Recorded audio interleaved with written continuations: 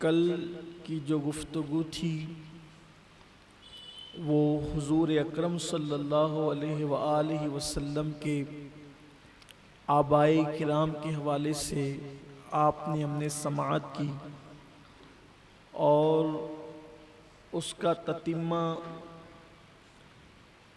شمائل رسول کے ساتھ آج حضور کے والدین کریمین کے حوالے سے عرض کرنے کی سعادت حاصل کرنا چاہتا ہوں۔ اللہ تبارک و تعالی میری اور آپ سب کی حاضری کو شرف قبولیت عطا فرمائے۔ یہ جو بات ہے کہ حضور اکرم صلی اللہ علیہ وآلہ وسلم کی ذات بے مثل و بے مثال ہے، اس میں کوئی شک نہیں، اور ہر اعتبار سے بے مثل و بے مثال۔ تو ان مقدس ہستیوں کی شان کیا ہوگی جن کو میرے آقا صلی اللہ علیہ وآلہ وسلم کے ماں باپ بننے کا شرف حاصل ہوا۔ حضور علیہ السلام کے والدین کریمین کی عظمت کا اندازہ اس بات سے لگائیں کہ اگر کوئی سواری کا جانور جس پر حضور علیہ السلام صرف ایک مرتبہ بیٹھ جائیں، حضور اکرم صلی اللہ علیہ وآلہ وسلم کسی اونٹنی پر، کسی گھوڑے پر، کسی جانور پر چند لمحوں کے لیے، چند سیکنڈ کے لیے، چند منٹوں کے لیے اگر حضور علیہ السلام بیٹھ جائیں تو پھر وہ سواری بھی کتنی قیمتی ہو جاتی ہے کہ پھر اس کا نام بھی بڑے ادب کے ساتھ لینا ہوتا ہے۔ اگر اس سواری کی بھی کوئی بے ادبی کرے گا تو اس کا ایمان اس سے چلا جائے گا۔ حضور اکرم صلی اللہ علیہ وآلہ وسلم نے جو عصا اپنے ہاتھ میں لیا ایک بار، اگر کوئی اس عصا کی بھی بے ادبی کرے گا تو کافر ہو جائے گا۔ حضور اکرم صلی اللہ علیہ وآلہ وسلم نے چند لمحات کے لیے اگر کسی نالین کو اپنے پیر میں رکھا، اگر کوئی اس کی بے ادبی کرے گا تو بھی وہ کافر ہو جائے گا۔ حضور اکرم صلی اللہ علیہ وآلہ وسلم نے جو لباس زیب تن فرمایا، اگر کوئی اس کی بے ادبی کرے تو بھی وہ کافر ہو جائے گا۔ معاذ اللہ اگر کوئی حضور علیہ السلام کے لباس پاک کے بارے میں یہ کہے کہ حضور کا لباس تو میلا ہو گیا تھا، اللہ کے حبیب علیہ الصلوۃ والتسلیم کے لباس پاک کو تحقیر کے طور پہ کہے کہ وہ تو میلا ہو گیا تھا، عالمگیری میں موجود ہے، فتاوی عالمگیری میں ہے کہ وہ شخص کافر ہو جائے گا، کیونکہ ہمارے نبی صلی اللہ علیہ وآلہ وسلم کی شان یہ ہے کہ ان کی پوری زندگی میں کبھی ان کا لباس میلا ہوا ہی نہیں۔ حضور اکرم، میل کی وجہ کیا ہے؟ میل کی وجہ یہ ہے کہ انسان کے جسم کے اندر مٹی ہے، تو مٹی کی وجہ سے اپنا لباس میلا ہوتا ہے، یا پھر باہر کے گرد و غبار کی وجہ سے لباس میلا ہوتا ہے۔ لیکن یہ شان مصطفیٰ جان رحمت صلی اللہ علیہ وآلہ وسلم ہے کہ اللہ تبارک و تعالیٰ نے محبوب کو نور سے پیدا کیا، یا پھر جو خمیر مٹی کا جو ہے وہ حضور علیہ السلام کے جسم اقدس کے لیے لیا گیا، فرشتوں نے اس کو اتنی مرتبہ دھویا، اتنی مرتبہ دھویا، اتنی مرتبہ دھویا کہ وہ مٹی کی ساری کثافت ختم ہو گئی، اور اللہ تبارک و تعالیٰ نے اس میں نور کی لطافت پیدا فرما دی۔ بلکہ یہاں تک فرمایا گیا کہ جو اغواس ہوتے ہیں، جو ابدال ہوتے ہیں، جو اقطاب ہوتے ہیں، یعنی یہ اغواس اقدال کون ہوتے ہیں؟ یہ وہ ہوتے ہیں جو اللہ تبارک و تعالیٰ کا مشاہدہ کرتے روح کی آنکھوں سے، اللہ تبارک و تعالیٰ کا مشاہدہ کرتے، اس کے انوار کا مشاہدہ کرتے دل کی آنکھوں سے۔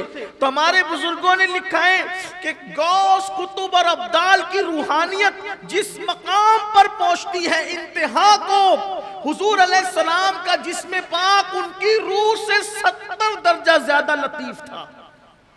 حضور کا جسم اوروں کی روح سے زیادہ لطیف تھا۔ سوچو، یہ بات ہو سکتا ہے شاید آپ کے سر کے اوپر سے جائے، اس کا آپ ادراک نہ کر سکے کہ لوگوں کی روحیں جتنی لطیف ہے، حضور کا جسم اس سے، اور وہ بھی کون لوگ؟ میں اور آپ نہیں، اپنی روحوں کی تو کوئی اوقات ہی نہیں ہے، اغواس کی روحیں، کون اغواس میں کون لوگ؟ حضور غوث الاعظم دستگیر پیران پیر رضی اللہ تعالیٰ عنہ، جن کے بارے میں شیخ عبداللہ محدث دہلوی نے لکھا کہ آج بھی وہ زندوں کی طرح اپنی قبر سے تصرف کرتے ہیں، آج بھی وہ زندوں کی طرح اپنی قبر سے تصرف کرتے ہیں۔ تو پتا چلا کہ غوث کی روح سے 70 درجہ زیادہ میرے نبی کا جسم لطیف ہے، تو جس کے جسم کی لطافت کا یہ عالم ہو، اس کی روح کی لطافت کا عالم کیا ہوگا؟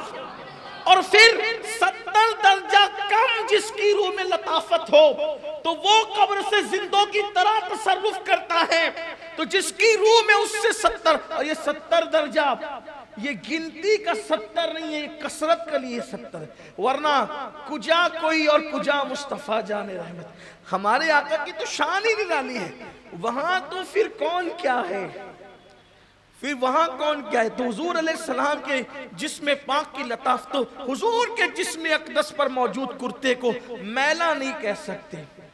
اب یہاں ایک بات آئی کہ اگر کبھی بتانے کے لیے کہنا بھی پڑے تو کیسے کہیں گے؟ تو قربان امام اہل سنت پر میرے امام نے فرمایا کہ پھر یوں کہہ لے کہ غبار دامن مصطفیٰ کو چوم رہی تھی۔ ہائے ہائے، امام عشق و محبت یوں ہی تو نہیں ہے، لیکن ان کا لباس پاک کبھی میلا نہیں ہوا، ان کی نالین اقدس۔ تو صرف بتانا میرا مقصد یہ ہے کہ جب نالین، عصا، لباس، امامہ، حتیٰ کہ حضور علیہ الصلوۃ والتسلیم کی بکریاں، حضور کی سواری کے جانور، جب ان کی توہین سے آدمی، ان کی بے ادبی سے آدمی کا ایمان غیر معتبر ہو جاتا ہے، تو جو حضور علیہ السلام کے والدین ہوں، اب ان کا ذکر آتا ہے جو حضور کے والدین ہیں، قدرت نے کتنا چنا ہوگا ان کو، انتخاب قدرت کہ محبوب جب چنا ہوا ہے، اور حدیث میں چنے ہوئے کے الفاظ ہیں، استفاء کے الفاظ ہیں، اللہ کے رسول فرماتے ہیں کہ اللہ نے لوگوں پر نظر ڈالی تو اللہ نے چنا، اور جو خیر اور افضل تھے ہر دور میں، ان کو میرے آبا اور امہات ہونے کا شرف حاصل ہوا۔ اللہ کے رسول فرماتے ہیں اللہ نے پھر عرب کو چنا، پھر عرب میں سے اللہ تبارک و تعالیٰ نے قریش کو چنا، پھر قریش میں سے اللہ تبارک و تعالیٰ نے ہاشم کو چنا، پھر ہاشم میں سے میرے آقا فرماتے ہیں اللہ نے عبد المطلب کو چنا، پھر فرمایا عبد المطلب سے اللہ نے مجھ محمد کو چنا۔ یعنی اسی لیے میرے امام کہتے ہیں ذات ہوئی انتخاب، وصف ہوئے لاجواب، نام ہوا مصطفیٰ، یہ مصطفیٰ استفاء سے بنا ہے، نام ہوا مصطفیٰ، تم پہ کروڑوں درود، چنے ہوئے کتنا چنا گیا ہے، سلیکشن کیسا ہے، انتخاب کیسا ہے۔ تو سوچو محبوب صلی اللہ علیہ وآلہ وسلم کے ماں باپ کو بھی چنا گیا، یہ اتفاق نہیں تھا، حسن اتفاق کسی سے بھی محبوب پیدا ہو جائے نہیں، روز ازل کا فیصلہ تھا۔ پیارے جب تجھے پیدا کریں گے تو تیرے لیے باپ وہ ہوگا جو اس دور میں سب سے بہترین انسان ہوگا، اور تمہارے لیے جو امی ہوگی وہ سب سے بہترین عورت ہوگی اپنے دور کی۔ اور پھر ایسا ہی ہوا کہ حضرت عبد المطلب رضی اللہ تعالی عنہ، ان کے جو 10 بیٹے ہوئے، تو ان 10 بیٹوں میں اس وقت سب سے چھوٹی عمر کے حضرت عبداللہ تھے، حالانکہ اس کے بعد بھی حضرت عبداللہ کے بعد بھی حضرت عبد المطلب نے نکاح کیے، جن سے حضرت حمزہ اور حضرت عباس پیدا ہوئے۔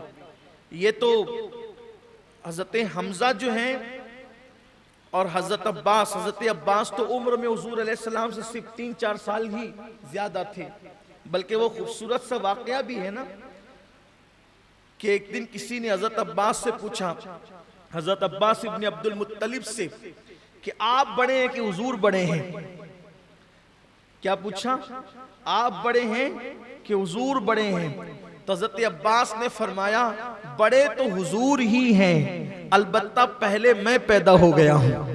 دیکھو یہ ادب کی بولی ہے. آج کل تو رسول اللہ کی برابری کی لوگ بات کرتے ہیں. 1400 سال کے بعد پیدا ہوا ہے, پھر بھی کہتے ہیں کہ میں حضور کی طرح. اور وہاں حضور علیہ السلام کے چچا ہیں, 3 سال پہلے پیدا ہوئے, 4 سال پہلے پیدا ہوئے. تو کہنے کا مطلب یہ ہے کہ یہ جو منت کے دن تھے اور قربانی, اور پھر اس کے بعد زمزم کا جو ہے وہ تلاش کرنا, اس وقت تک یہ صرف 10 بیٹے تھے حضرت عبداللہ تک. پھر حضرت عبداللہ کی قربانی کے بعد بھی پھر آپ نے نکاح فرمایا حضرت عبد المطلب نے, بلکہ حضرت عبداللہ کی سالی سے بھی نکاح فرمایا. ابھی آگے اس کا ذکر آتا ہے تو آپ کو پتہ چلے گا کہ سالی سے نکاح کیسے ہوا. بلکہ جس محفل میں حضرت عبداللہ کا نکاح ہوا حضرت آمنہ کے ساتھ, اسی محفل میں حضرت عبداللہ کا حضرت عبد المطلب کا بھی نکاح ہوا حضرت عبداللہ کی سالی کے ساتھ, یعنی حضرت آمنہ خاتون کی چچا زاد بہن کے ساتھ. یعنی ایک ہی محفل تھی, اس محفل میں جناب عبداللہ کا بھی نکاح تھا اور آپ کے والد جناب عبد المطلب کا بھی نکاح تھا. اور یہ جو حضرت آمنہ تھی یہ جناب وہب کی بیٹی تھی, اور جناب حالہ جو تھی یہ حضرت وہیب کی بیٹی تھی. لیکن یہ نکاح کی وجہ بھی کچھ تھی, ابھی میں آگے بیان کرتا ہوں. ہوا یوں تھا, اس کی وجہ یہ تھی کہ حضرت عبد المطلب جو تھے بڑے تاجر تھے, جیسا کہ آپ نے کل سماعت کر لیا ہے. جنہوں نے کل سنا انہیں پتا ہوگا کہ سماعت کر لیا. اچھا, عرب میں کثرت نکاح کو معیوب نہیں سمجھا جاتا تھا, بلکہ کثرت نکاح وہاں محبوب سمجھی جاتی. یہ اپنے بر صغیر کا کلچر ہے جہاں پر ایک سے زائد نکاح کو لوگ معیوب سمجھتے ہیں. زنا کرتے ہیں, کراتے رہیں گے, اس کو برا نہیں سمجھیں گے. لیکن اگر کوئی نکاح کی کثرت کرے تو پھر پورا سماج اس کے خلاف اٹھ کر کھڑا ہو جائے گا. اچھے جائے کہ اگر کوئی خطیب بھی تقریر کرے تو اس کو بھی کہتے ہیں انہیں کیا پڑھی, یہ کسی بات کرتے ہیں. ان کو پتہ ہی نہیں ہے کہ لوگ زنا کی طرف بڑھ رہے ہیں, لوگ زنا کو محبوب اور مرغوب کر رہے ہیں. پوری دنیا میں اس وقت سب سے زیادہ اگر کوئی گناہ ہو رہا ہے تو وہ زنا ہے, اور زنا پہ کنٹرول کرنے کا جو واحد ذریعہ ہے, جو بالکل ارجنٹ میں زنا کنٹرول ہو سکتا ہے, وہ ہے کثرت نکاح, جس کو لوگ جو ہے بہت زیادہ ناپسند کرتے ہیں. اور اگر کثرت نکاح نہیں کرتے تو پھر کثرت صوم کرو. جن سے رمضان شریف کے روزے نہیں رکھے جاتے وہ اور دنوں کے روزے کیا رکھیں گے. ایک دن میں 4-5 مرتبہ تو لوگ کھاتے ہیں, 3 ٹائم تو گھر میں کھاتے ہیں, 2 ٹائم باہر کھاتے ہیں. لوگوں کا کھانے کا حال یہ ہے, بھینسیں تھک جائے انسان نہ تھکے. آج کھانے کا مزاج یہ ہے, کثرت سے کھا رہے ہیں اور جو جی میں آ رہا ہے وہ کھا رہے ہیں. تو عرب میں یہ سب نہیں تھا. اب اس کو کوئی غلط رنگ نہ دیجئے گا. تو ہوا یہ کہ جناب عبد المطلب بڑے تاجر تھے.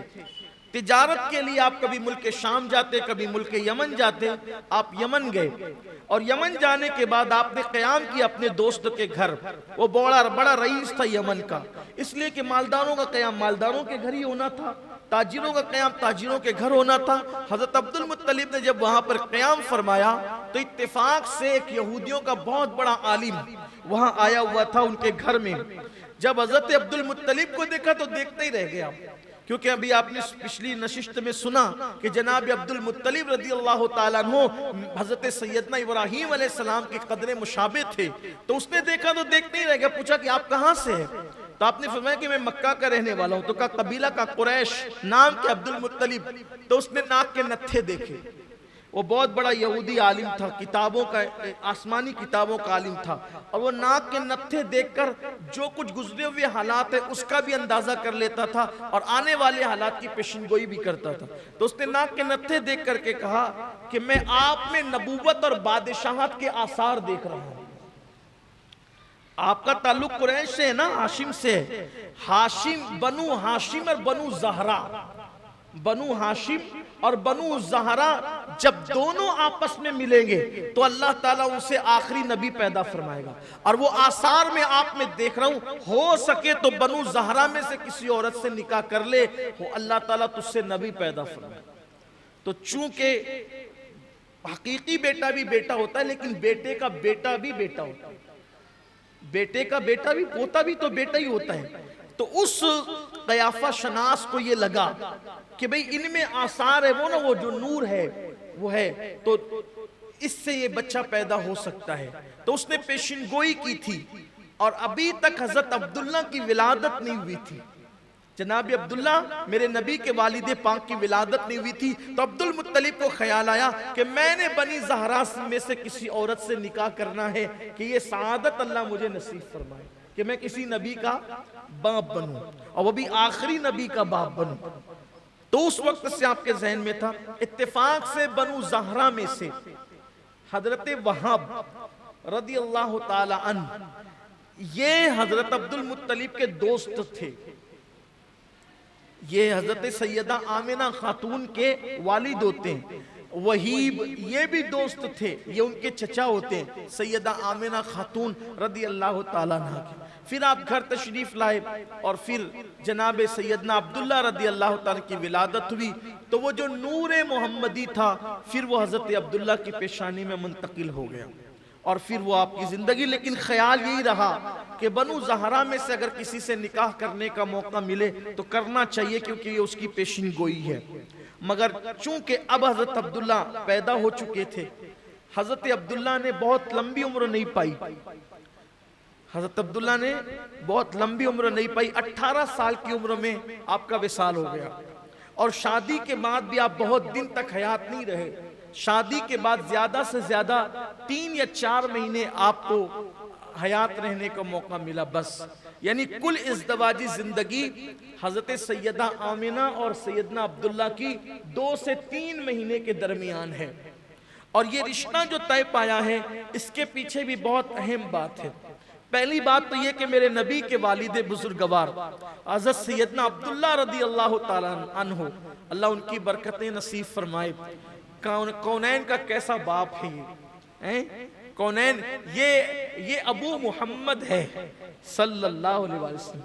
یہ ابن محمد ہونا کتنا شرف ہے، آل محمد ہونا کتنا شرف ہے، ابو محمد ہونا یہ کیا بات ہے، حضور کے والد ہیں، بلکہ باپ ہونے کے اعتبار سے بحیثیت باپ ان سے افضل کوئی باپ نہیں ہے۔ کائنات کے وہ شخص ہیں، قدرت نے اتنے خوبصورت تھے کہ جب یہ چلتے تھے مکے کی گلیوں میں تو مکے کی 2 شیزائیں جوان لڑکیاں تمنا کرتی تھی کہ کاش اس کے پاس کچھ دیر بیٹھنے کا موقع مل جائے، اس کے ساتھ نکاح کا موقع مل جائے، اس کے ساتھ شب گزاری کا موقع مل جائے۔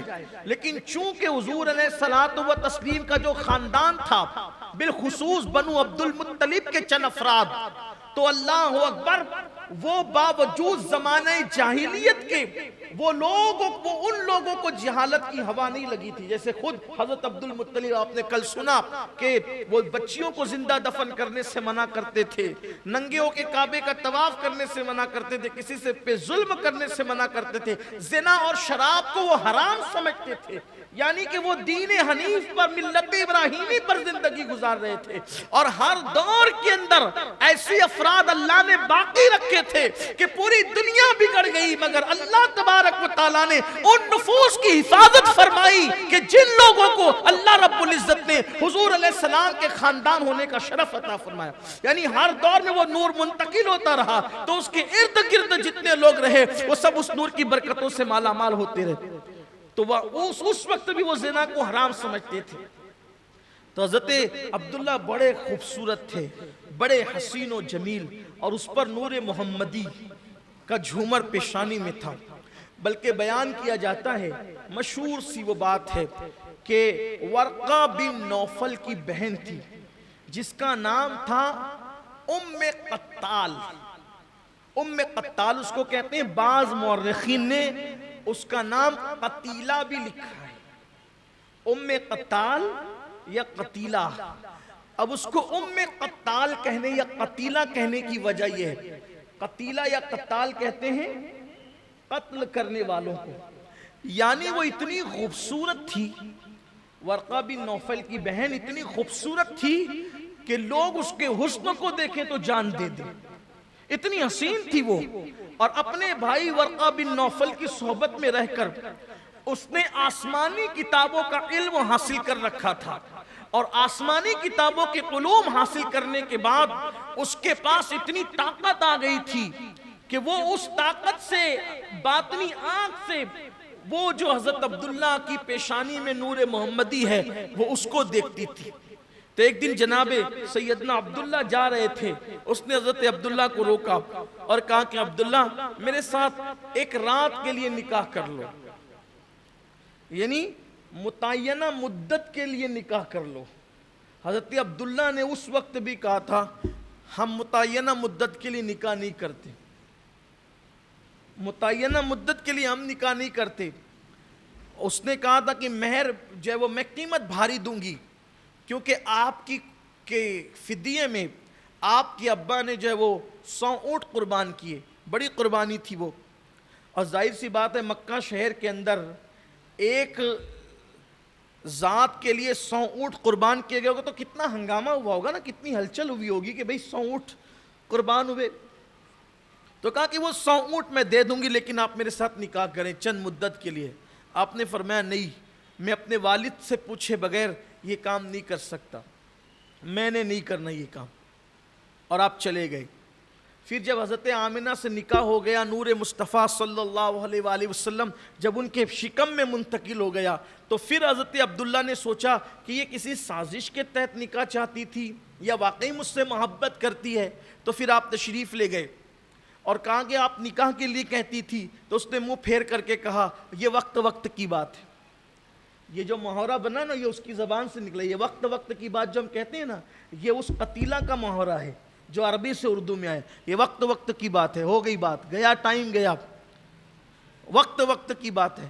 تو کہا کہ کیوں, چند ہی دن پہلے تو تم نے نکاح کا پیغام دیا تھا. تو کہا کہ سنو عبداللہ, میں کوئی فاحشہ عورت نہیں ہوں, میں کوئی جو ہے وہ بدکار عورت نہیں ہوں. تم مجھے جانتے ہو, میرا نسب جانتے ہو, میرا خاندان جانتے ہو, عالموں کا خاندان ہے میرا. لیکن دراصل بات یہ ہے کہ آپ کی پیشانی میں جو نور محمدی تھا نا, آخری نبی کا نور, میں اس کی ماں بننا چاہتی تھی. لیکن اب وہ نور کوئی لے گئی, جس کی قسمت میں تھا وہ لے گئی. اب میں نے تمہارے ساتھ نکاح نہیں کرنا. مجھے تو نہیں چاہیے تھا, وہ چاہیے تھا جس کا نور تمہاری پیشانی میں تھا. لیکن اس کے لیے تو قدرت نے کسی اور کا انتخاب کر رکھا. تو یہ حضرت عبداللہ رضی اللہ عنہ بڑے حسین و جمیل, خوبصورت اور بڑی خاموش طبیعت تھی آپ کی. حضرت عبداللہ کی طبیعت بڑی معصوم خاموش طبیعت, لیکن شگفتہ پھول کی طرح چہرہ ہمیشہ کھلا رہتا تھا. بڑے کم گو, کم سخن تھے, گفتگو کم کرتے تھے. ابتدائی تھی جوانی کی, ابھی زیادہ عمر نہیں تھی آپ کی. بڑے باوقار تھے, بلکہ اتنی مختصر سی عمر میں 16-17 سال کی عمر میں حضرت عبد المطلب نے اپنی تجارتی ذمہ داریاں ان کو سونپ دی تھی. اتنے ذہین تھے, اللہ تعالیٰ نے اتنی ذہانت عطا کی تھی آپ کو. شکار کا بڑا شوق تھا. ایک دن حضرت عبداللہ شکار کے لیے گئے جنگل کے اندر, اس لیے کہ عرب میں شکار کرنا یہ بہادروں کی علامت سمجھی جاتی تھی, بہادر لوگوں کی علامت. اور چونکہ یہودیوں کو یہ بات پتہ چل گئی تھی ستاروں کی گردش کے ذریعے یا ان کی آسمانی کتابوں کے ذریعے یا کسی اور ذرائع سے ان کو معلوم ہو گیا تھا کہ آخری نبی کے والد کی پیدائش ہو گئی ہے, آخری نبی کے والد کی پیدائش ہو گئی ہے. اور چونکہ آخری نبی کی ولادت مکہ میں ہوگی تو ظاہر سی بات ہے ان کے والد بھی مکہ میں ہوں گے. تو یہودی جو ہے اس تلاش کے اندر مکے میں آ کر کے بس گئے تھے کچھ یہودی کہ آخری نبی کے باپ ہی کو قتل کر دیں. جب ان کے باپ ہی قتل ہو جائیں گے تو پھر وہ آخری نبی پیدا ہی نہیں ہوں گے. یعنی یہودیوں کو اتنی سازش اور اتنا حسد, اتنا بغض تھا, اتنا کینہ تھا کہ بنو اسماعیل میں آخری نبی پیدا ہی نہیں ہونے دیں گے. یعنی یہ آخری نبی بھی بنو اسحاق میں, بنو اسرائیل میں پیدا ہوں گے, بنی اسماعیل میں پیدا نہیں ہونے دیں گے. لیکن ان بدبختوں کو, حاسدین کو کیا پتا کہ پھوکوں سے اللہ کا نور بجھایا نہیں جا سکتا, اور اللہ بہتر جانتا ہے کہ اپنی امانت کہاں رکھنا ہے. اللہ بہتر جانتا ہے کہ کس کو کیا مقام عطا کرنا ہے, کس کو کیا مرتبہ عطا کرنا ہے. ان یہودیوں کے چاہنے اور نہ چاہنے سے کیا ہو سکتا تھا. تو وہ مکۃ المکرمہ میں جا کر کے آباد ہو گئے, مینا کے آس پاس بس گئے. جناب عبداللہ نکلے شکار کے لیے. شکار کے لیے نکلے تو اتفاق سے حضور کے نانا جان سیدنا وہاب رضی اللہ تعالیٰ عنہ یہ بھی نکلے جنگل میں کسی کام سے، تو دیکھا کہ حضرت عبداللہ بڑے خوبصورت تھے، یقین جانے ان کے حسن پر اللہ کبھی ان کے حسن کی خیرات، ان کے حسن کے جلوے میری اور آپ کی آنکھوں کو نصیب فرمائے۔ ہاں بڑے حسن والے تھے، اور ابھی چہرے پر ہلکے ہلکے سے بال نکلنا شروع ہوئے تھے آپ کی، یہی عمر تھی، اسی عمر میں وصال ہو گیا۔ تو آپ شکار کے لیے گئے، شکار جیسی کرنا چاہا تو دیکھا کہ چاروں طرف سے یہودیوں نے آپ کو گھیر لیا۔ آپ نے دیکھا تو پہچان یہ تو عبداللہ ہے، وہ میرے دوست عبد المطلب کا بیٹا ہے یہ تو اب آپ سوچتے تھے کہ میں کیسے جو ہے وہ اس کو بچاؤں۔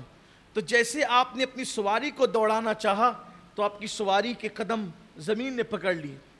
یہ سوچا کہ چلو پتھر ہی سے میں دشمنوں سے میرے عبداللہ کو بچا لوں، دوستوں کے بیٹے کو بچا لوں۔ پتھر اٹھانا چاہا تو پتھر نہ اٹھا۔ اب آپ بظاہر جو ہے جناب وہاب رضی اللہ تعالیٰ خاموش ہو گئے اور تماشا دیکھنے لگے۔ جیسے ہی یہودی تلواریں لے کر حضرت عبداللہ کی طرف بڑھے تو کیا منظر دیکھا کہ غیبی شیر آیا اور اس نے سارے یہودیوں کو پھاڑ دیا، اور حضرت عبداللہ رضی اللہ تعالیٰ جو ہے وہ صحیح سلامت اپنے گھر کی طرف چلے گئے۔ اس دن سے حضرت وہاب کے دل میں حضرت عبداللہ کے لیے بڑا احترام پیدا ہو گیا، بڑی تعظیم پیدا ہو گئی، اور دل میں خیال کرتے تھے کہ میری بیٹی کے لیے اگر کوئی بر ڈھونڈوں گا تو میں عبداللہ ہی کا انتخاب کروں گا۔ لیکن حیا کی وجہ سے بول نہیں سکتے تھے، اور وہی تمنا لے کر آپ دنیا سے تشریف لے گئے جناب وہاب رضی اللہ تعالی۔ حضرت عبد المطلب رضی اللہ تعالی عنہ نے ایک مرتبہ دیکھا کہ جناب عبداللہ سوئے، اور حالت نیند میں کسی نے ان کی آنکھ میں سرما لگایا اور بالوں میں تیل لگایا۔ تو جب اس حالت میں حضرت عبداللہ بیدار ہوئے تو کسی سے پوچھا آپ نے کہ یہ کیا علامت ہے؟ تو کہا کہ اشارہ ہوتا ہے کہ آپ کے شہزادے کی شادی کر دینی چاہیے۔ تو حضرت عبد المطلب کے ذہن میں خیال تھا کہ میرے دوست کی بیٹی آمنہ ہے، بڑی پاک دامن، بڑی نیک، بڑی خوبصورت، حسین و جمیل ہے، اور بلکہ اس قبیلے کو بنی زہرا کہنے کی وجہ یہی ہے کہ یہ طلعتوں والا، حسن والا، چمکدار خاندان تھا۔ بنو زہرا کہلانے کی وجہ یہی تھی، بڑا خوبصورت خاندان تھا۔ تو آپ نے انتخاب کیا کہ میرے دوست کی بیٹی وہاب کی بیٹی کے ساتھ میں اپنے عبداللہ کا نکاح کروں گا، اور اس کے بعد آپ رشتہ لے کر کے گئے اور وہ رشتہ طے ہو گیا۔ تو جب وہ رشتہ طے ہوا تو جناب وہیب جو چچا ہیں حضرت آمنہ کے، وہ نکاح کی تقریب میں آئے تو حضرت عبد المطلب کو خیال آیا، یہ اب وہ وجہ بیان کر رہا ہوں تاکہ آپ کے ذہن میں یہ نہ ہو کہ اچانک کیسے نکاح ہو گیا۔ اس کی وجہ یہ تھی کہ وہ یہودی عالم نے کہا تھا مجھ سے کہ میں تجھ میں نبوت اور بادشاہت کے آثار دیکھ رہا ہوں کہ تجھ سے نبی پیدا ہوگا اور بادشاہ پیدا ہوگا۔ تو انہوں نے سوچا کہ بیٹے کا نکاح بنو زہرا میں کر رہا ہوں تو اس خاندان میں ایک لڑکی اور بھی ہے حالہ بنت وہیب نام کی، تو وہیب سے کہا کہ بھئی آپ کی بیٹی کا رشتہ بھی دے دیں۔ تو جناب وہیب نے بھتیجی کا نکاح حضرت عبداللہ سے کر دیا، اور بیٹی کا نکاح جناب حالہ بنت وہیب کا نکاح حضرت عبد المطلب سے کر دیا۔ تو حضرت عبد المطلب سے جب نکاح ہوا وہیب کی بیٹی حالہ کا، تو ان سے جو بیٹا پیدا ہوا حضرت عبد المطلب نے ان کا نام حمزہ رکھا۔ یہ جناب حمزہ یہ انہی سے ہے، اور اسی طرح جناب صفیہ جو حضور علیہ السلام کی پھوپھی ہیں، اس طرح سے یہ حضور کی پھوپھی بھی لگتی ہیں، اور یہ حضور علیہ الصلوۃ والتسلیم کی خالہ زاد بہن بھی لگتی ہیں۔ اسی طرح حضرت حمزہ چچا بھی لگتے ہیں، اور ساتھ ہی ساتھ جو ہے خالہ زاد بھائی بھی لگتے ہیں، اور ساتھ ہی ساتھ چونکہ حضرت حمزہ کو اور حضور علیہ السلام کو صہیبہ نے دونوں کو دودھ پلایا ہے، تو اس طرح سے تیسرا رشتہ حضرت حمزہ کا یہ ہوتا ہے کہ حضور علیہ السلام کے خالہ زاد بھائی بھی ہیں، چچا بھی ہیں، اور ساتھ ہی ساتھ جو ہے وہ رضائی بھائی بھی ہونے کا ان کو شرف حاصل ہے۔ یہ حضرت امیر حمزہ رضی اللہ تعالی کی خصوصیات میں سے۔ اب جمعرات کے دن نکاح ہوا سیدہ آمنہ خاتون کے ساتھ سیدنا عبداللہ رضی اللہ تعالیٰ کا، اور ٹھیک شب جمعہ میں پہلی ملاقات ہوئی اور اللہ تبارک و تعالیٰ نے اسی پہلی شب کے اندر جو ہے وہ نور مصطفیٰ کو حضرت عبداللہ کی پیشانی سے منتقل کر کے حضرت آمنہ کے شکم میں منتقل فرما دیا۔ یہ پہلی برکت تھی۔ حالانکہ ایسا کم ہوتا ہے کہ شب اول ہی میں کسی کو کوئی نعمت ملے، لیکن یہ پہلی ہی ملاقات کی برکت تھی کہ نور محمدی نے منتقل ہونا پسند فرمایا، یا نور محمدی کو منتقل کر دیا گیا اس آمنہ کے یہاں۔ اللہ اکبر، قربان جائیں، نام بھی کیسے منتخب شدہ تھے، عبداللہ یعنی اللہ کا بندہ، اور آمنہ یعنی اللہ کی امانت دار، اللہ کی امانت کو رکھنے والی۔ قربان جائیں، حضرت آمنہ کا نام کتنا خوبصورت ہے، اللہ کی امانت کو رکھنے والی۔ اے آمنہ، تم نہ امانت دار ہوگی، اور وہ بھی کس کی؟ اللہ کی امانت کو۔ حضور سے بڑھ کر اللہ کی امانت کون ہو سکتا ہے؟ حضور علیہ السلام سے بڑھ کر اللہ کی امانت کون ہو سکتا ہے؟ تو یہ سیدہ آمنہ کے ساتھ نکاح ہوا، اور اس کے بعد پھر نور محمدی شب جمعہ میں سیدہ آمنہ خاتون رضی اللہ تعالیٰ عنہا کے شکم میں آیا۔ امام اہل سنت نے یہاں لکھا فتاوی رضویہ شریف میں کہ شب جمعہ میں جو نعمت ہمیں نصیب ہوئی ہے، اب قیامت تک وہ نعمت کہاں نصیب ہو سکتی ہے۔ اسی لیے سیدنا امام احمد ابن حنبل کے نزدیک شب جمعہ شب قدر سے افضل ہے، اور اس کو شیخ عبدالحق محدث دہلوی نے مدارج النبوہ کے اندر بھی تحریر فرمایا ہے۔ اس سے شب جمعہ کی اہمیت بھی پتہ چلتی ہے۔ اور قربان جائیں، شب جمعہ اس اعتبار سے امام احمد ابن حنبل کے نزدیک شب قدر سے افضل ہے کہ نور محمدی ماں کے شکم میں آیا۔ اور پھر مولوی اشرف علی تھانوی سمیت بڑے بڑے علماء نے لکھا کہ جو شب میلاد ہے وہ ہزارہا شبہائے قدر سے افضل ہے، اس لیے کہ اس دن مصطفیٰ جان رحمت زمین پہ تشریف لائے، اور ہم کتنے خوش نصیب ہیں کہ کل کی آنے والی شب جمعہ بھی ہے اور شب میلاد مصطفیٰ بھی ہے۔ کل کی رات کتنی عظیم رات ہوگی، اس لیے کل کی رات سونا نہیں ہے۔ کل کی رات کتنی عظیم رات ہوگی، کل مقدروں کے بیداری کی رات ہوگی، کل تقدیر کے جگنے کی رات ہوگی، کل عروج و ارتقاء کی رات ہوگی، کل بیدار بخت کرنے کی رات ہوگی، کل زندگیوں کو عروج دینے کی رات ہوگی، کل مانگنے کی رات ہوگی، کل عطا کی رات ہوگی، کل سخا کی رات ہوگی۔ اس لیے کہ جب کسی کے گھر آنے والا کوئی آتا ہے تو پھر آنے والے کو دیکھ کر کے پھر خیرات کی جاتی ہے، صدقات دیے جاتے ہیں۔ وہ لم یلد ولم یولد ہے، اس کا محبوب اس کے لیے سب سے زیادہ پیارا ہے، تو اللہ مانگنے والوں کو نہیں دیکھے گا بلکہ اپنے محبوب کی آمد کے صدقے سب کی جھولیاں بھرے۔ کل کی رات، اس لیے ہم تو ہر سال ہی الحمدللہ مناتے ہیں، لیکن حسن اتفاق ہے کہ شب جمعہ اور شب میلاد دونوں کل ساتھ ساتھ آ رہی ہے۔ اس لیے کل بہت اہتمام کرنا ہے، بہت اپنے آپ کو کل تیار کرنا ہے۔ اللہ کرے آج ہی کی شب مقدر سنور جائے، اللہ کرے آج ہی ہم پر۔ اور میرا ایمان ہے، حضور کے ماں باپ کا ذکر ہو رہا ہے، واللہ میں کہتا ہوں، میں نے کئی تقریروں میں لوگوں سے کہا، جس دن مراد پوری ہونے میں تاخیر ہوتی ہے اس دن دعا میں جناب عبداللہ اور آمنہ کا نام لے لو، پورے یقین کے ساتھ پھر دیکھنا۔ بھائی کوئی بات ہے، جب کوئی دیکھتا ہے کسی بیٹے کو تو کہتا ہے کہ یار یہ اس کے ماں باپ کتنے خوش نصیب ہے کہ اللہ نے ایسا بیٹا ان کو عطا کیا، ایسی بیٹی عطا کی۔ آمنہ اور عبداللہ، تمہارے قدموں پر، تمہارے قدموں کے ذروں پر میرے ماں باپ قربان، میرا سر قربان، میری اولاد قربان، میری نسلیں قربان۔ تمہیں خدا نے کیا شان دی، کیا تقدیر دی، کاتب تقدیر نے تمہاری تقدیر کیسے لکھی کہ اوروں کی شان یہ ہے کہ وہ رسول اللہ کی غلامی میں آ جائے تو سردار بن جاتے ہیں، اور تمہیں کیا نام دو، تو رسول اللہ کے ماں باپ ہو، تم تو حضور کے والدین کریمین ہو۔ اللہ اکبر، کیا شان ہے ان لوگوں کی۔ اس لیے اپنی دعاؤں میں ان کو وسیلہ بناؤ۔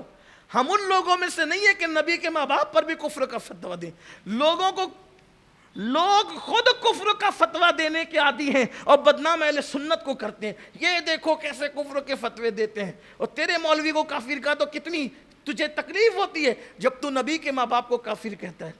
سوچ تو صحیح کہ تیری عقل کو کیا ہو گیا ہے۔ تو بہرحال مجھے تکلیف ہوتی ہے یہ ذکر آنے کے بعد کہ لوگ ایسی بکواس کرتے ہیں، مگر میرا عنوان وہ نہیں، اس لیے کہ اس وقت میرے تصورات میں نبی کے والدین کریمین ہیں اور بڑے عظیم لوگ ہیں وہ۔ پھر نکاح ہوا، نور محمدی منتقل ہوا، اور وہ نور محمدی منتقل ہوا۔ اب یہ کل کا عنوان ہے نا، کل کا۔ آج ہمارا جو عنوان ہے، پھر حضرت عبداللہ اور حضرت آمنہ دونوں ایک ساتھ 2 مہینے تک ساتھ رہے، 2 مہینے تک۔ بعض لوگ 3 مہینہ بھی کہتے ہیں، بعض 4 مہینہ بھی کہتے ہیں، اس سے زیادہ نہیں کہا جا سکتا، بلکہ اگر 3 مہینہ یا 3 مہینہ بھی اگر کہا جائے تو بقیہ جو سفر کے ایام ہیں نا وہ بھی تو جوڑنا پڑیں گے نا۔ پھر حضرت عبد المطلب نے حضرت عبداللہ سیدنا عبداللہ رضی اللہ تعالیٰ عنہ کو حکم دیا کہ آپ تجارت کی غرض سے جائیں۔ تو آپ کو نے جن لوگوں نے کل سنا ہے، کل میں نے تھوڑا سا اس لیے جناب عبد المطلب اور حضرت ہاشم کا ذکر کر دیا تھا تاکہ آج کی گفتگو سمجھنے میں آسانی ہو جائے۔ تو حضرت عبد المطلب کا ننھیال کہاں تھا؟ حضرت عبد المطلب کا ننھیال کہاں تھا؟ مدینہ منورہ میں تھا۔ چونکہ جناب ہاشم کا آخری نکاح حضرت سلمہ نجاریہ رضی اللہ تعالیٰ عنہ کے ساتھ جو ہوا تھا، حضرت سلمہ نجاریہ کے ساتھ جو نکاح ہوا تھا، حضرت ہاشم کا آخری نکاح، تو وہ مدینہ منورہ میں ہوا تھا۔ اور پھر آپ حضرت ہاشم غزہ تشریف لے گئے، فلسطین گئے تجارت کی غرض سے، اور جناب ہاشم کا وہیں وصال ہو گیا۔ یہ بھی آپ کو معلوم ہونا چاہیے کہ غزہ وہ علاقہ ہے جہاں میرے نبی کے پردادا حضرت ہاشم کا مزار ہے۔ حضرت ہاشم وہاں پر ہے، مکۃ المکرمہ میں ان کا مزار نہیں، ان کا وصال وہاں ہوا۔ لیکن ننیال اب یہ کون سی ہو گئی؟ عبد المطلب رضی اللہ تعالیٰ۔ اس کو یاد رکھنا، تھوڑا میں اس پہ زور دے رہا ہوں، آگے بات سمجھ میں آئے گی۔ حضرت عبد المطلب کی ننیال کہاں ہے؟ مدینہ منورہ میں۔ یہ جو کہا جاتا ہے کہ حضرت عبداللہ کی ننیال مدینہ منورہ میں تھی، یہ غلط ہے، یہ غلط ہے، یہ کھو پہ کھو، مکھی پہ مکھی مار دی گئی ہے۔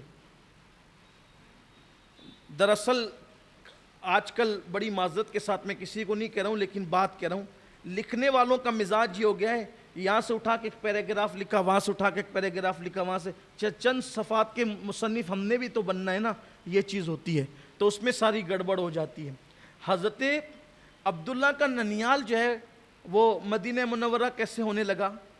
جبکہ حضرت عبد المطلب کی جو بیوی تھی جناب فاطمہ، یہ حضور علیہ السلام کی دادی ہیں، یہ فاطمہ ان کا نام ہے، یہ مکہ کی رہنے والی، تو حضرت عبداللہ کا ننیال تو مکہ ہی ہوا۔ اب حضرت عبد المطلب کا ننیال کیا تھا؟ مدینہ منورہ۔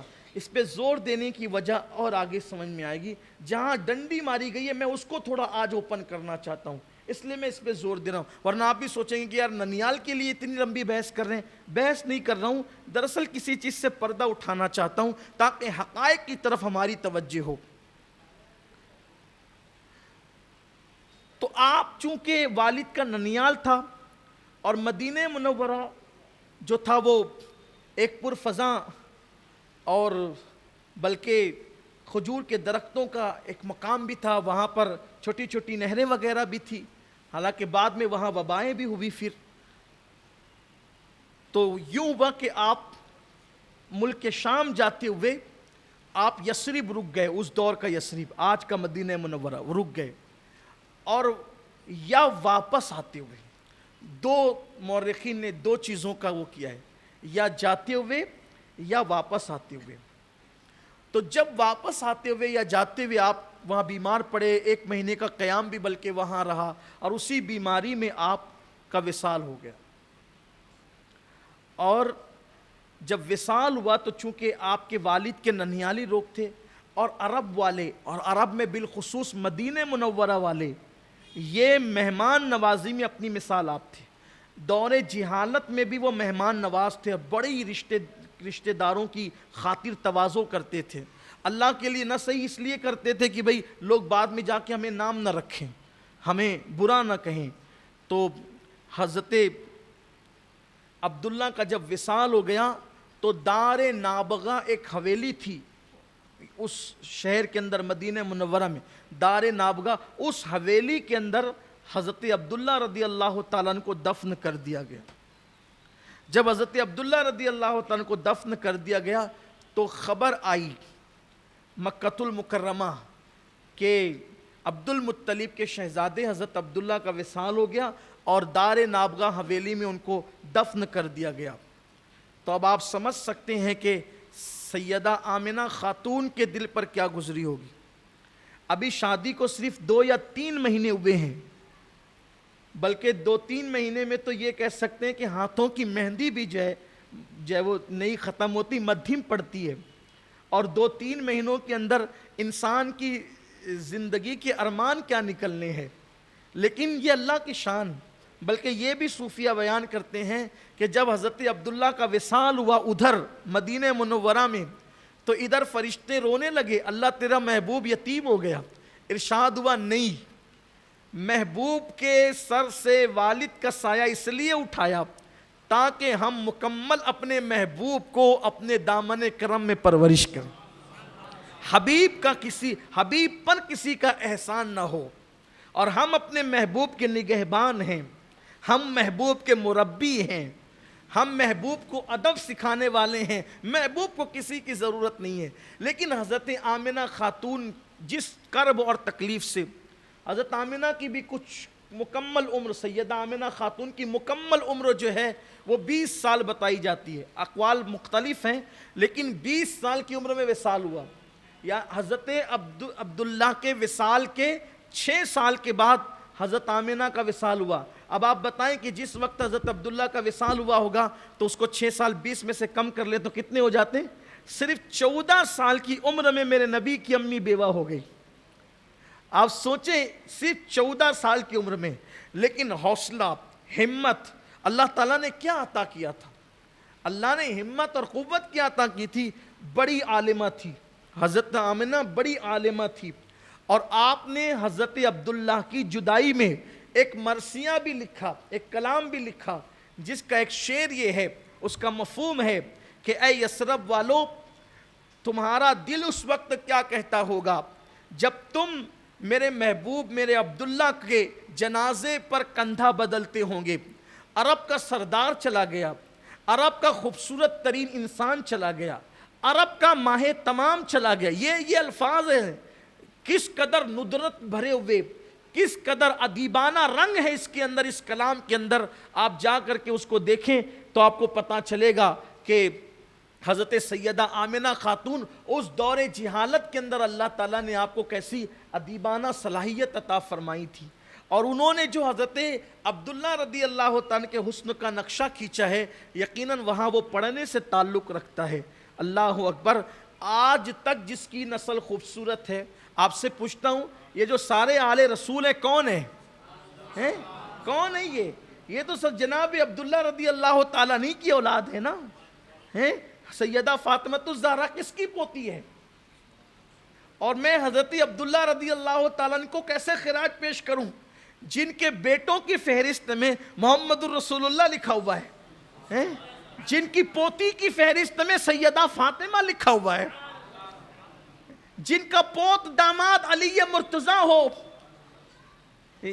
جن کا اللہ اکبر، جن کا بھائی، جن کے بھائیوں کی فہرست میں امیر حمزہ، حضرت ابو طالب جیسی ہستیاں ہوں، یہ وہ لوگ ہیں۔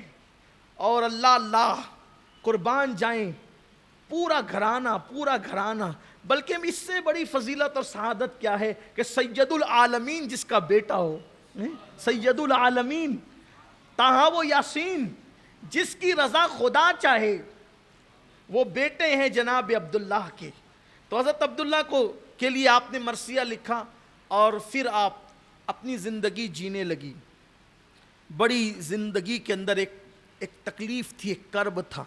14-15 سال کی عمر میں بیوگی کا حال اس کے دل سے پوچھو جس پر گزرتی ہے، لیکن اس تکلیف میں، اس کرب میں بھی آپ کو صرف ایک ہی خوشی تھی، وہ خوشی یہ تھی کہ میں جس کی ماں بننے والی ہوں وہ کوئی معمولی بچہ نہیں ہے۔ ہر دن یعنی ہر رات کوئی نہ کوئی آتا اللہ کا نبی، اللہ کا برگزیدہ بندہ، اور خوشخبریاں دیتا چلا جاتا۔ وہ کل سے متعلق ہے لیکن اشارہ دے کر آگے بڑھنا چاہتا ہوں۔ بالآخر حضرت آمنہ خاتون نے وہ دن گزار دیے، حضور کی ولادت بھی ہو گئی۔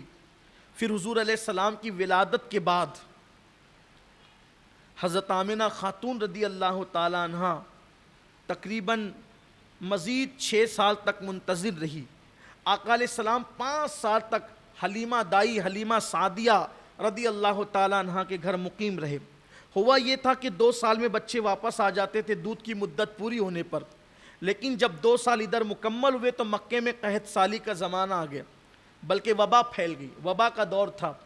تو حضرت حلیمہ سعدیہ نے کہا کہ وبا کا دور ہے، میں چاہتی ہوں کہ میرے بچے کو کچھ ہو نہ جائے، میں پھر لے کر چلی جاؤں، آپ اجازت دے تو حلیمہ تو چاہتی تھی کہ میں مزید رکھوں، اپنے پاس رکھوں۔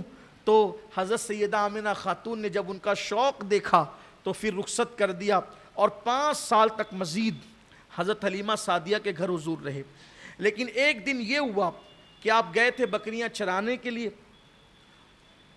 حضرت حلیمہ کے بیٹے جناب عبداللہ کے ساتھ، اس درمیان میں ان کا بیٹا بھاگتے ہوئے آیا، اور آنے کے بعد کہا کہ امی میرے مکی بھائی کو کسی نے قتل کر دیا، ان کو لٹا کے قتل کر دیا، میں اپنی آنکھ سے دیکھ کے آیا ہوں۔ یہ بھاگی وہاں سے اور دوڑ کر کے گئی تو کیا دیکھا، حضور علیہ السلام کھڑے مسکرا رہے تھے، اور آپ پر کوئی وحشت کا اثر دیکھا۔ کیا ہوا؟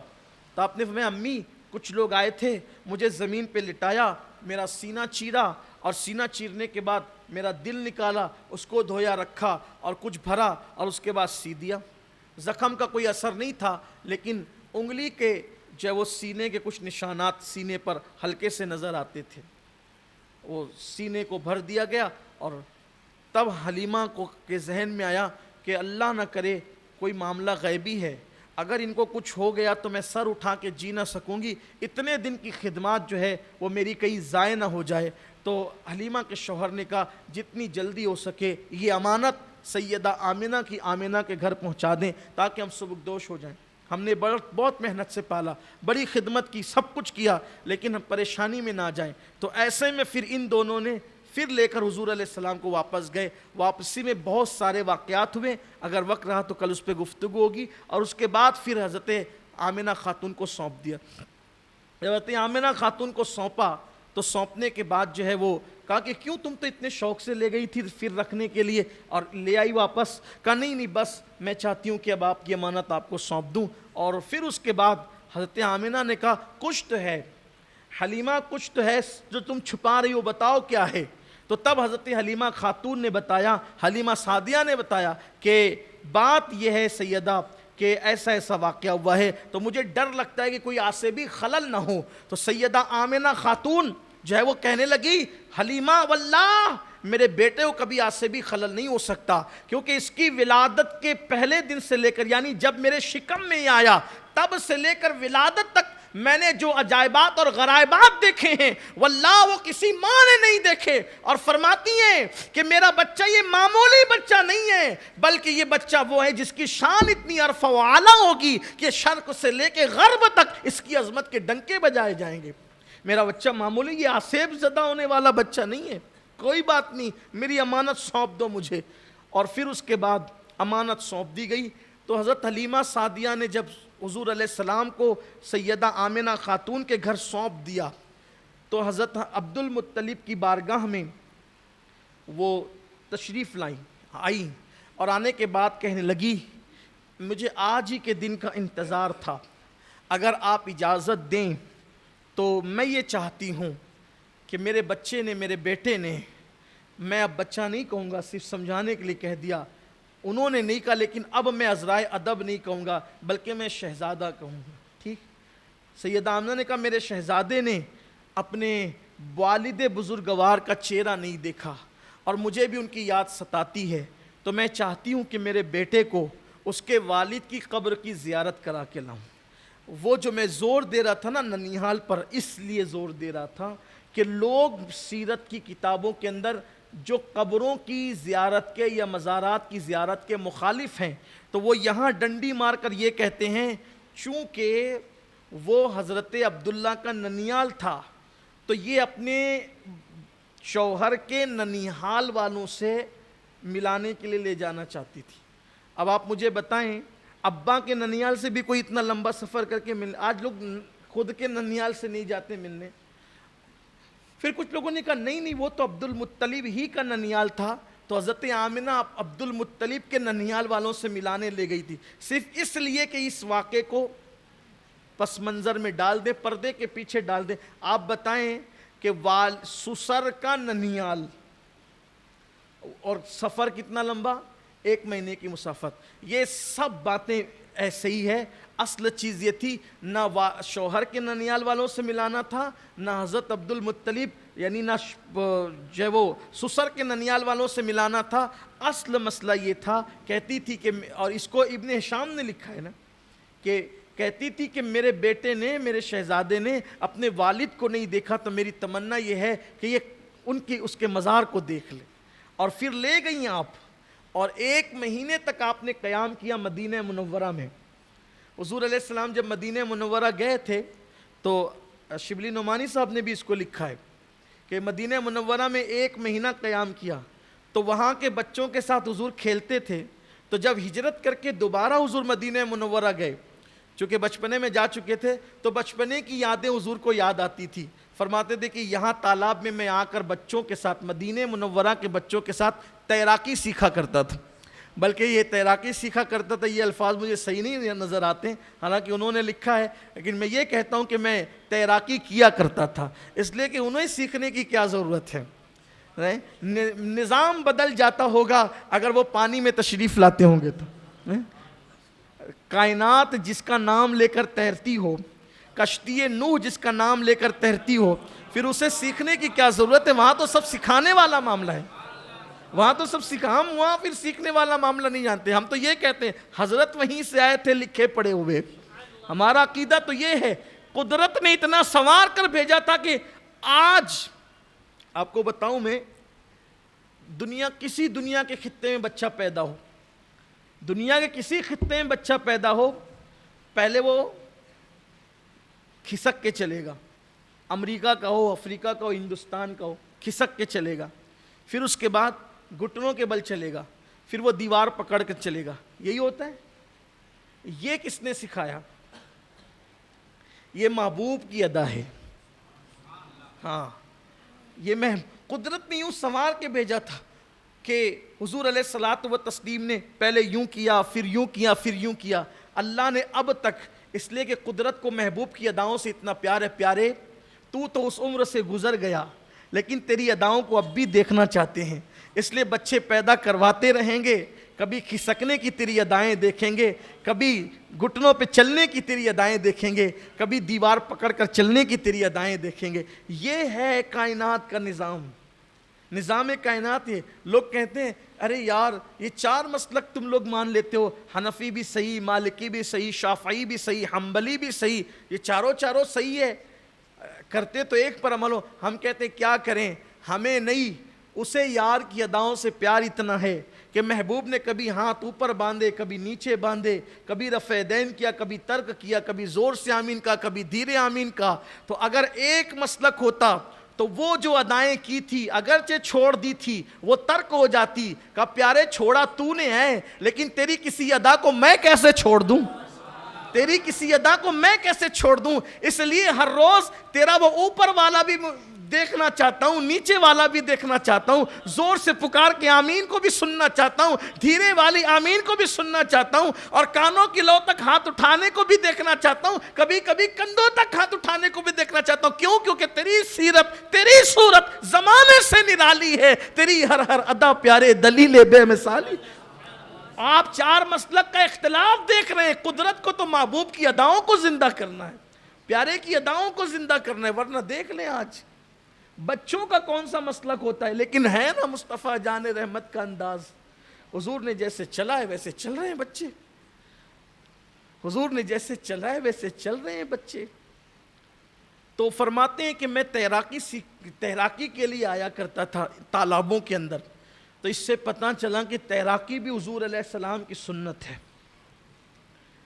ایک لڑکی کا نام لے کر حضور فرماتے تھے، میرے ذہن میں نہیں آتا، کہ وہ لڑکی کے ساتھ، چھوٹی سی بچی تھی، حضور کا علیہ السلام کا ہی بچپنا تھا، کہ میں اس کے ساتھ کھیلتا تھا۔ یہاں ایک جگہ پر پہنچے تو کہا حضور علیہ السلام اس کا ذکر کرتے تھے، اپنے بچپنے کا ذکر کرتے۔ آقا علیہ السلام انشاءاللہ کل وقت میں اگر گنجائش رہی، کیونکہ محفل نعت میں ہمارے پاس نعت خانوں کی فہرست لمبی ہوتی ہے، تو شب میلاد بیان مختصر ہوتا ہے۔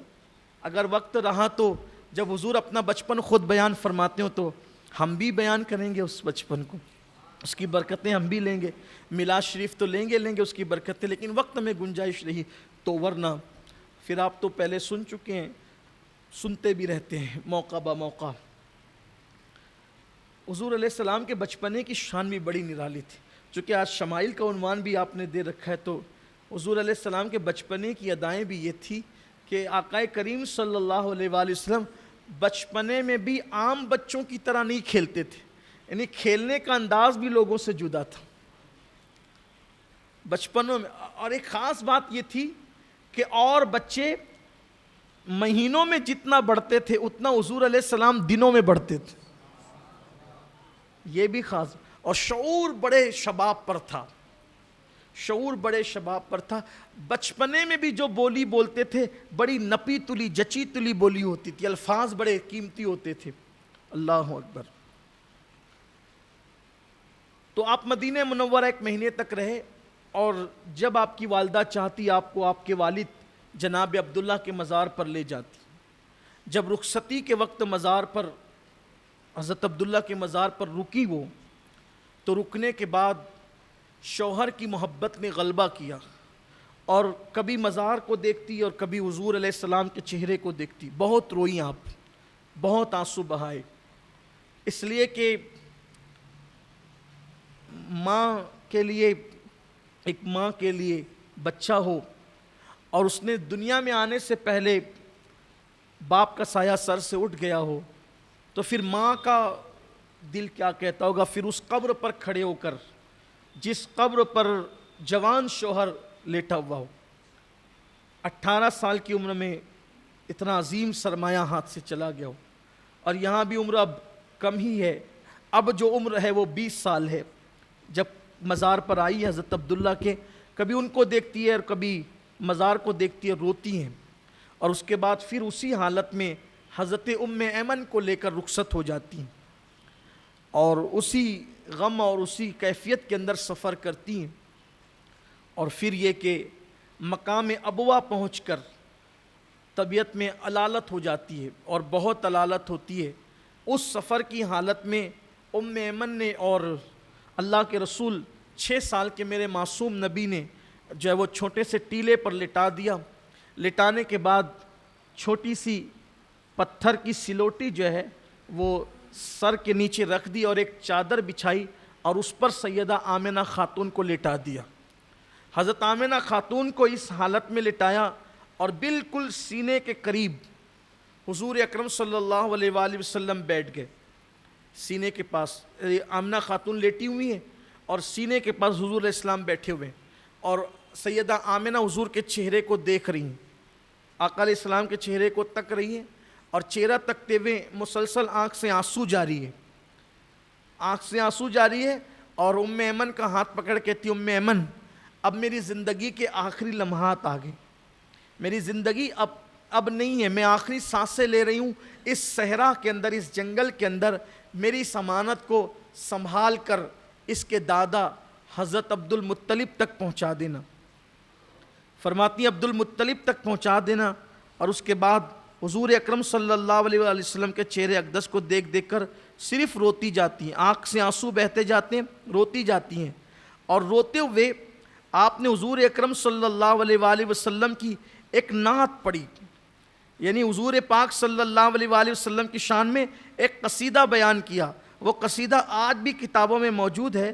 میں یہ چاہتا ہوں کہ آج کی اس مبارک محفل کے اندر جو ہے اس قصیدے کا ترجمہ آپ کو پڑھ کر کے سناؤں, تاکہ ان لوگوں کو اس بات کا پتہ چلے کہ جو لوگ معاذ اللہ یہ کہتے ہیں کہ حضور پاک صلی اللہ علیہ وآلہ وسلم کی امی تو معاذ اللہ مسلمان ہی نہیں تھی اور یہ تھا اور وہ تھا, پتہ نہیں کیسی باتیں لوگ کرتے ہیں, تو ان لوگوں کو اللہ ہدایت نصیب فرمائے کہ یہ کیسی موت ہے کہ حضور اکرم صلی اللہ تعالیٰ علیہ وآلہ وسلم کی جو والدہ ہیں اس حالت میں دنیا سے جا رہی ہیں, اس حالت میں کہ حضور اکرم صلی اللہ علیہ وآلہ وسلم جو ہیں وہ سامنے بیٹھے ہوئے ہیں, آقا کریم صلی اللہ علیہ وآلہ وسلم سامنے ہیں اور ام ایمن جو ہے وہ سرہانے سے ہیں اور ابوا کا صحرا ہے, ابوا کا جنگل ہے, اور روتی ہیں اور روتی ہوئی روتی جاتی ہے اور کہتی جاتی ہے کہ ام ایمن میں نے اپنے جو ہے وہ بڑے عظیم بیٹے کو جنم دیا ہے,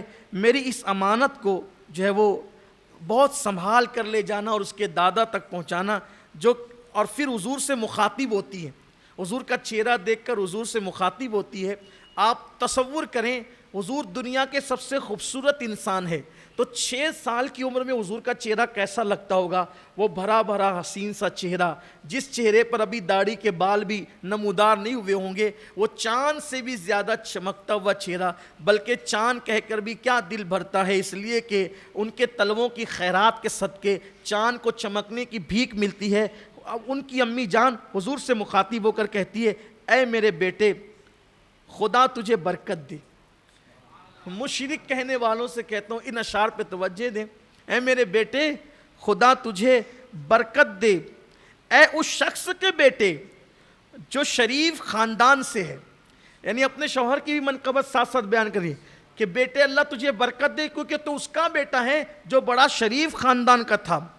پھر کہتی ہیں جو منعم بادشاہ کی مدد سے نجات پا گیا, جو منعم بادشاہ کی مدد سے نجات پا گیا, یعنی کہ وصال ہو گیا ان کا.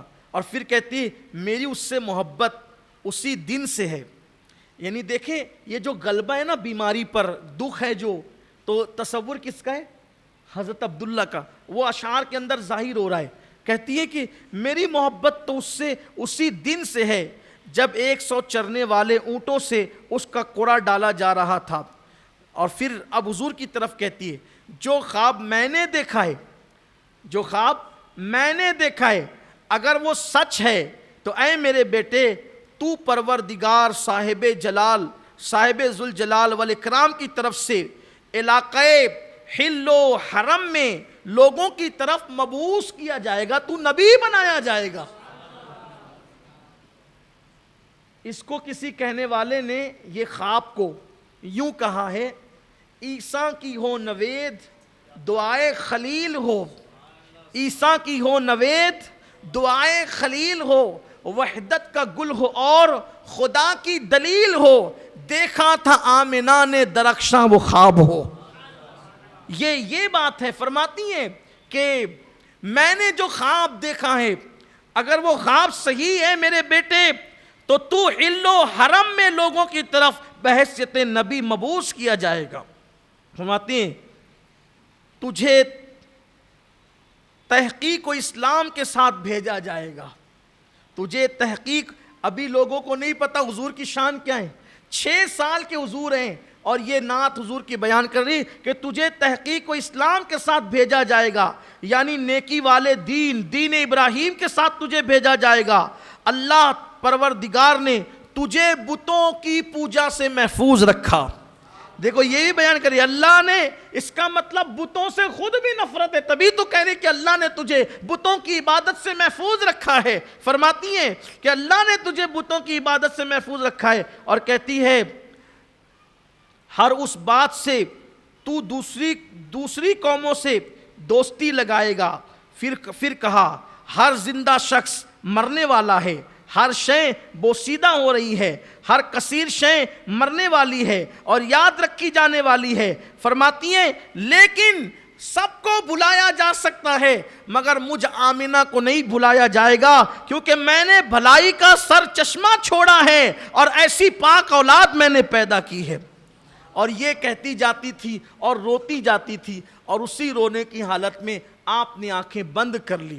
ام ایمن فرماتی ہیں جب آنکھیں بند ہو گئی اور نبی کی والدہ کا انتقال ہو گیا تو میں نے نبی کی امی جان پر جنات کو روتے ہوئے سنا کہ نبی کی والدہ کی موت پر، ان کے وصال پر جنات رو رہے تھے، جناتوں کے رونے کی آواز اس صحرا میں آ رہی تھی۔ ام ایمن بھی رو پڑی، اور ام ایمن رو پڑی، اور اس کے بعد دیکھو یہ اشعار جو ہیں یہ بتاتے ہیں کہ حضرت ام مصطفیٰ ام محمد الرسول اللہ صلی اللہ علیہ وآلہ وسلم سیدہ آمنہ کا عقیدہ کیا تھا، ان کا ایمان کیا تھا۔ لیکن بہت آسان ہے آج حقیقتوں کا انکار کر دینا، کہہ دیں گے کہ یہ تو کسی کتاب میں فلاں میں نہیں ہے اور فلاں میں نہیں ہے۔ یہی آج کل چل رہا ہے، جس چیز کو نہیں ماننا ہو بول دو کہ بھئی اس کی روایت میں تو یہ نقص ہے اور وہ نقص ہے، یہ سارے حالات ہیں۔ بہرحال اللہ لوگوں کو ہدایت عطا فرمائے۔ پھر یہ ہوا کہ میں اس کو بیان کر چکا ہوں، لیکن اب میں عنوان کی مناسبت سے اختتام کی طرف جاتے ہوئے، چونکہ مجھے سیدہ آمنہ کا ذکر آج کرنا ہی ہے تو برکت کے لیے، حصول برکت کے لیے کرنا چاہتا ہوں۔ میں حالانکہ بار بار اس کو کر چکا ہوں۔ تو جنات رونے لگے، جنات کے رونے کی آواز آئی۔ پھر ایسا ہوا کہ حضور علیہ السلام نے جب ان کی امی وہ نعتیہ اشعار، وہ کلام، وہ قصیدہ پڑھتے پڑھتے رک گئی، چپ ہو گئی، تو سرکار نے اپنی ماں کے سینے پہ ہاتھ رکھ کے کہا، کیونکہ ابھی تک حضور علیہ السلام نے کسی کو انتقال کرتے ہوئے نہیں دیکھا تھا، یہ پہلا موقع تھا کہ حضور علیہ السلام نے اپنی آنکھوں کے سامنے کسی کو انتقال کرتے ہوئے دیکھا تھا۔ تو ماں کو ہلا کر کہتے ہیں، امی وہ تھوڑی دیر پہلے جو آپ پڑھ رہی تھی ذرا اور پڑھیں۔ جب بڑی معصومیت سے کہا کہ اور پڑھیں، تو حضور علیہ السلام نے اتنا کہا تھا کہ ام ایمن نے سینے سے چمٹا لیا، اور سینے سے چمٹا کر کہتی ہیں کہ اے شہزادے محمد، جو لوگ دنیا سے چلے جاتے ہیں پھر وہ بولا نہیں کرتے، اب تمہاری امی کبھی نہیں بولے گی۔ میرا عقیدہ اور ایمان کہتا ہے کہ اگر ام ایمن نے منع نہ کیا ہوتا، قدرت نے دستگیری کی اور پردے ڈال دیے، اگر ام ایمن نے منع نہ کیا ہوتا اور دوسری مرتبہ میرے آقا بول دیتے، واللہ لوگ دیکھ لیتے کہ ابوا کے صحرا میں نبی کی امی دوبارہ پھر بول پڑتی۔ آپ کہیں گے یہ کہاں سے بول رہے ہیں؟ میں نے کہا جب دوسری بار گئے ہیں، جب دوسری بار گئے اور کہا بولو، تو قدرت نے اس قبر سے صرف ماں کو نہیں بلکہ باپ کو بھی واپس کیا ہے۔ مزار ماں کی ہے، نکلے والد بھی ہیں۔ اور پھر میرے آقا علیہ السلام فرماتے ہیں، میری امی نے میرا کلمہ پڑھا، میرے والد نے میرا کلمہ پڑھا، اور پھر دونوں قبر کے اندر دوبارہ تشریف لے گئے۔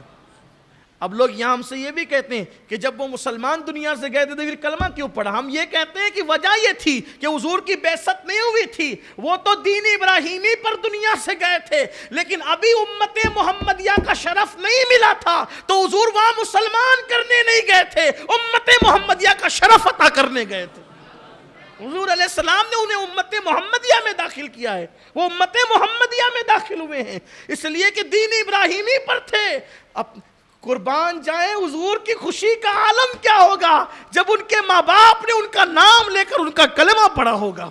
اسی لیے تو ام المومنین حضرت عائشہ صدیقہ فرماتی ہیں کہ جب حضور واپس آئے تو ہم نے حضور کا چہرہ ایسے تمتماتا دیکھا جیسے 14ویں رات کا چاند چمک رہا ہو۔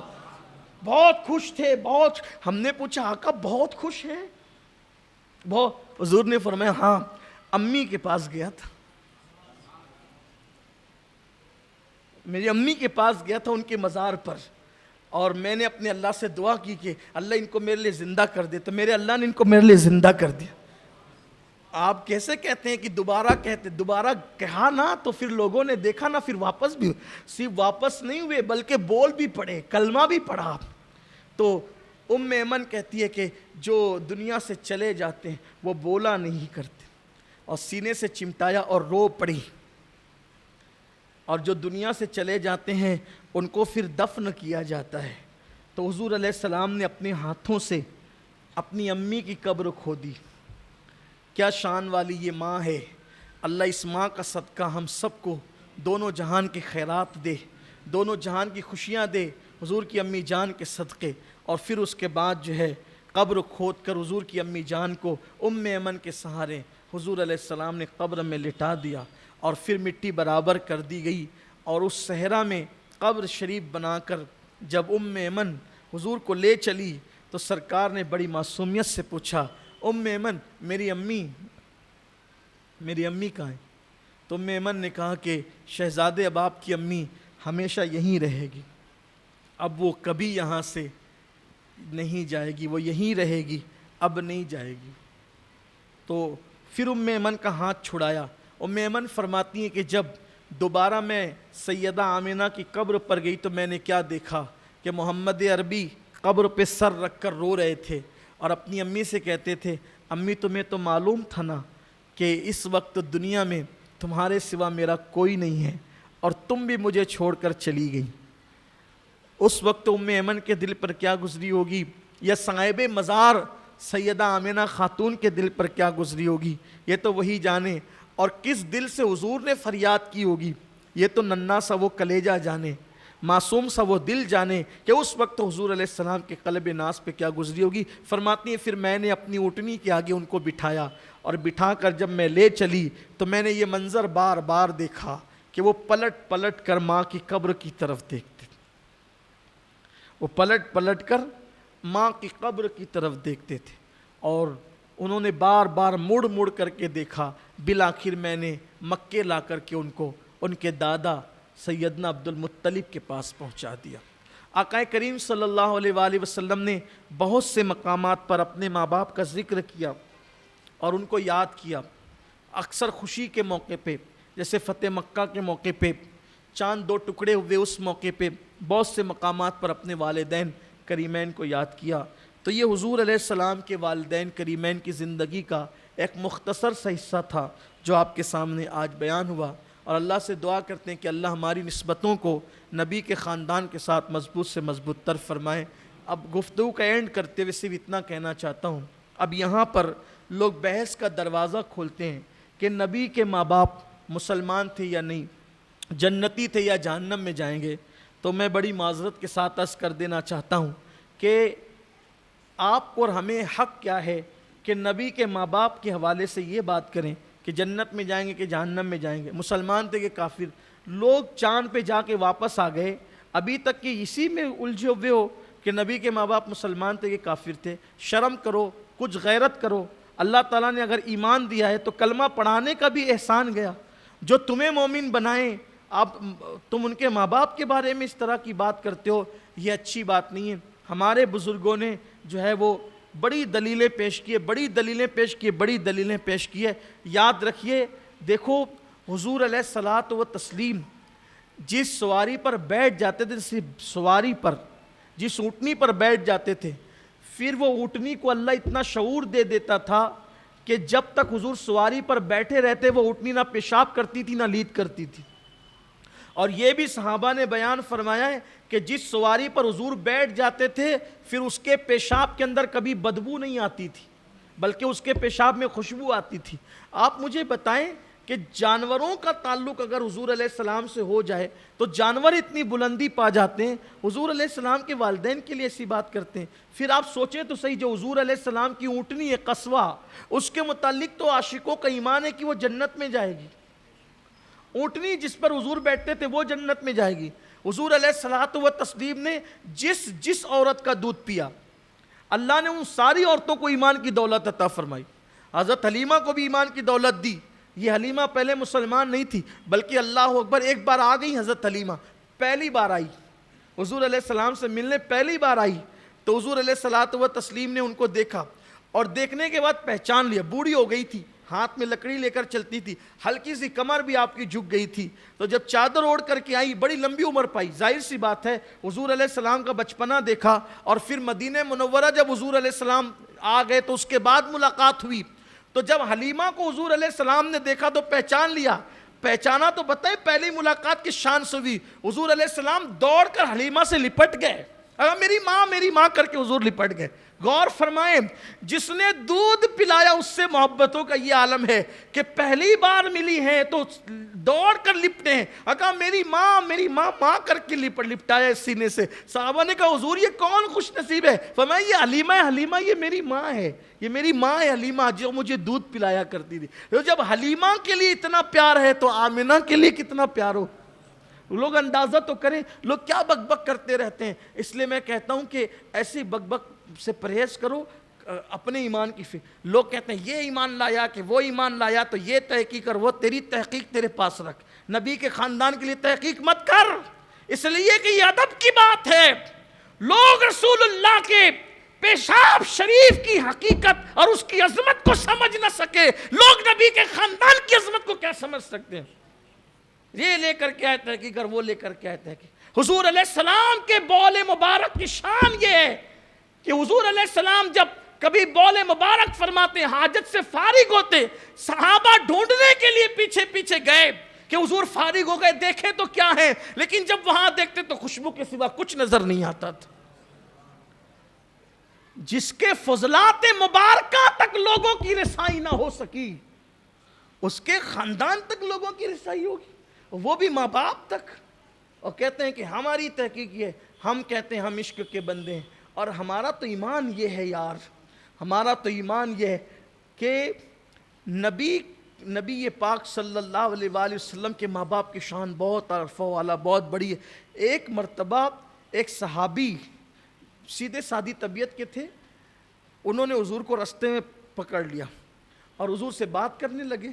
حضور علیہ السلام سے جب بات کرنے لگے تو حضور علیہ السلام رستے میں کھڑے ہو کے بات کرنے کو پسند نہیں کرتے تھے, لیکن انہوں نے پکڑ لیا, روک لیا. بولی بھالی طبیعت تھی, لیکن حضور علیہ السلام دل بھی توڑنا نہیں چاہتے تھے. بات کرتے رہے. بات کرتے کرتے حضور علیہ السلام نے کیا کیا, ایک دیوار تھی گھر کی, سائیڈ میں ہو گئے, اور سائیڈ میں ہونے کے بعد اس دیوار پر اپنا ہاتھ رکھ دیا, یا اپنی کونی رکھ دی, یوں کونی رکھ دی. وہ گھر ایک یہودی بڑھیا کا تھا جو حضور سے بڑی نفرت کرتی تھی. حضور علیہ السلام بات کرتے رہے, وہ بوڑھی عورت جو نفرت کرتی تھی گھر سے باہر نکلی, اور نکلنے کے بعد حضور سے کہتی ہے کلمہ پڑھا کہ مجھے بھی مسلمان کریں. اس لیے کہ جس کی دیوار سے حضور نے ٹیک لگا دیا, اس کا کافر رہنا بھی قدرت کو گوارا نہ ہوا, اللہ نے اس کو بھی ایمان کی دولت عطا فرمائی. اب ایک آخری بات عرض کر دوں آپ کے سامنے, حالانکہ یہ حدیث ہے مگر یہ عوام میں بیان نہیں ہوتی, مگر میں کر رہا ہوں.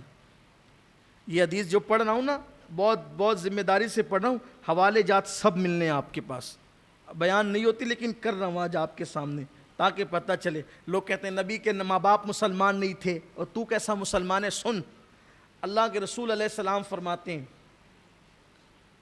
آقا علیہ السلام کا فرمان ہے, فرماتے ہیں کہ جب انسان پیدا ہوتا ہے تو اس کے ساتھ شیطان بھی آتا ہے. ہر انسان کے ساتھ شیطان رہتا ہے. شیطان فرماتے ہیں میرے ساتھ جو شیطان رہتا تھا وہ بھی مسلمان ہو گیا. بولو یہ حدیث ہے کہ نہیں ہے؟ اور جس کے پاس آ کے شیطان مسلمان ہو جائے, او شیطان تو نبی کے ماں باپ کو کافر کہتا ہے؟ سوچ تو صحیح. جہاں شیطان مسلمان ہو جائے, جہاں شیطان مسلمان, بولو یہ حدیث ہے کہ نہیں؟ فقیر کی ذمہ داری حدیث بتانا, اور انشاءاللہ تبارک و تعالیٰ معتبر کتابوں سے بتائی جائے گی. یہ میرے نبی کی شان ہے کہ جس کے ساتھ چند گھڑیاں گزار کے شیطان مسلمان ہو جائے. اگرچہ تشریح کرنے والوں نے پھر اس کی شرح کی ہے کہ یہاں مسلمان کا مطلب مطیع ہے, فرما بردار ہے, مغلوب ہو جانا ہے, لیکن حضور نے کیا فرمایا؟ حضور نے فرمایا شیطان جو میرے ساتھ رہتا ہے وہ مسلمان ہو گیا. اب اس سے بڑی بات کیا کہی جائے؟ جس کی صحبت میں رہ کر شیطان مسلمان ہو جائے, تو جس کے شکم میں نبی 9 مہینے تک وقت گزارے, اگر وہ مومنہ نہیں ہے تو پھر مومن کون ہے؟ یہ اپنے نبی صلی اللہ علیہ وآلہ وسلم کی شان ہے. اللہ تبارک و تعالی ہم سب کو توفیق عطا فرمائے. دوران گفتگو اگر کوئی غلطی ہو تو اللہ معاف فرمائے. استغفر اللہ ربی من کل ذنب واتوب الیہ. کل رات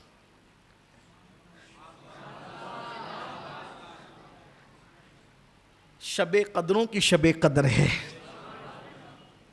اور عیدوں کی عید, عید الاعیاد, عیدوں کی عید, عید الاعیاد, تہواروں کا تہوار, نور الانوار, نور علی نور. اب انتظار کل کا ہے. اللہ کرے آج کا دن خیر سے گزرے اور کل کی شب آئے تو پھر انشاءاللہ آمد مصطفیٰ مرحبا, آمد مصطفیٰ, آمد مصطفیٰ, آمد مصطفیٰ. خوب دھوم دھام سے مناؤ.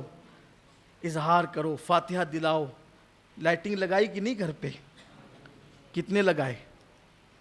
جھنڈے لگائے کہ نہیں لگائے؟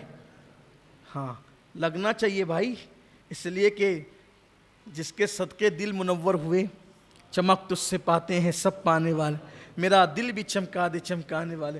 سنا ہے کچھ ذرائع سے کہ جلوس کے لیے کوششیں کاوشیں شہر کے سماجی لوگ، سیاسی لوگ، مذہبی لوگ سب مل جل کر کے کر رہے ہیں۔ اللہ کرے کوششیں بارور ہو جائیں، تو کوششیں بارور ہوگی تو جلوس میں شریک ہوں گے، ورنہ جلوس مشروط ہو سکتا ہے، حامد مصطفیٰ مشروط نہیں ہے، وہاں تو کوئی شرط ہی نہیں ہے۔ حضور کی آمد کا دن تو آمد کا دن ہے، تو اس دن کو دھوم دھام سے منائیں گے انشاءاللہ۔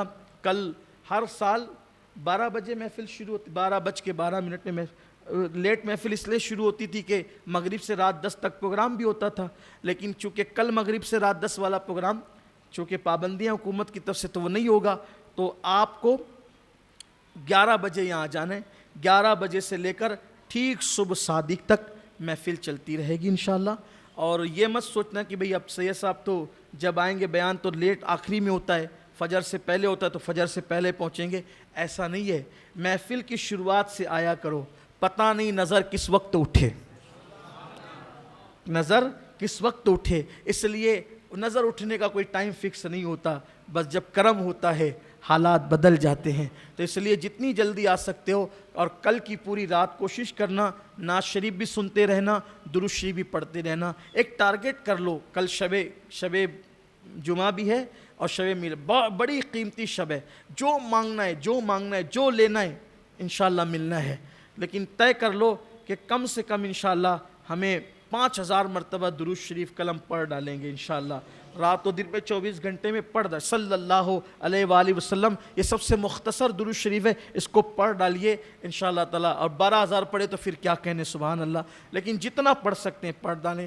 اللہ تعالیٰ سے دعا ہے کہ اللہ حضور پاک صاحب الاولاق صلی اللہ علیہ وآلہ وسلم کی سچی محبت ہمیں نصیب فرمائیں، آپ کو ہم سب کو اللہ حضور کا سچا عشق عطا فرمائیں، اور ہماری نسلوں کو اللہ عاشق رسول بنائیں۔ اور میلاد کی شب میں اپنے لیے دعا کریں، تمام عالم اسلام کے لیے دعا کریں کہ اللہ اسلام اور مسلمانوں کو پوری دنیا میں غلبہ عطا فرمائیں، کورونا کی وبا جلدی سے جلدی جو ہے وہ فرونا ہو جائے، یعنی فرو ہو جائے، یہ جلدی سے چلی جائے، اللہ اس کا خاتمہ فرما دے، پوری دنیا بحال ہو جائے۔ اور اپنے لیے خاص دعا کریں، آپ کی اپنی تحریک سنی دعوت اسلامی کے لیے دعا کریں، تمام کارکنوں کے لیے، تمام ارکان کے لیے، مبلغین کے لیے، معاونین کے لیے، سب کے لیے دعا کریں۔ اور اگر یاد رہ جائے تو آپ کا یہ خادم فقیر قادری کے لیے بھی، میری والدہ کے لیے بھی خاص دعا فرمائیں۔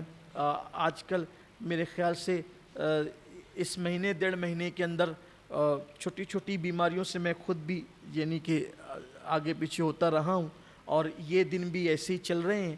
شکایت کے لیے نہیں کہہ رہا ہوں، صرف دعا کے لیے کہہ رہا ہوں، ورنہ یار کی شکایت کس سے کریں، وہ تو اپنا درد سب کو تھوڑی دیتا ہے۔ کل لوگوں نے مجھے آن لائن دیکھا اور بہت لوگ فون ہی کرتے رہے، میسیج ہی کرتے رہے، میں ان سے کہتا ہوں کہ جتنا بیماری مجھے پریشان نہ کرے گی، کہیں ایسا نہ ہو کہ آپ کے فون مجھے اتنے پریشان کر ڈالیں، تو میں بہت اچھا ہوں، صحت مند ہوں، مجھے کوئی تکلیف نہیں ہے، تھوڑی سی تکلیف ہے انشاءاللہ وہ دور ہو جائے گی، اور یہ کوئی مسئلہ نہیں ہوتا، زندگی میں اس طرح کے دن آتے جاتے رہتے ہیں، اور جس زندگی میں درد نہ ہو پھر اس زندگی کا مزہ کیا ہے۔ میرے امام کہتے ہیں جان عشق مصطفیٰ روز فزوں کرے خدا، جس کو ہو درد کا مزہ ناز دوا اٹھائے کیوں۔